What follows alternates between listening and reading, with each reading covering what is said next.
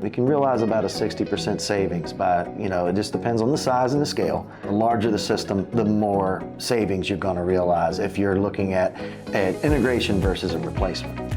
With Mid-Atlantic Controls, we're typically going to always recommend trying to do the integration versus a replacement. The integrations are going to be more cost effective. So say you had a legacy oil furnace, people go, oh no, we need to replace that, we need to replace that. And there are some companies that come in and say, no, we'll upgrade a few components, we'll be able to breathe new life into it. The same thing happens with the building automation system. Typically someone's going to come in and they're going to say, well yeah, we'd love to help you out, but we want to put our stuff in.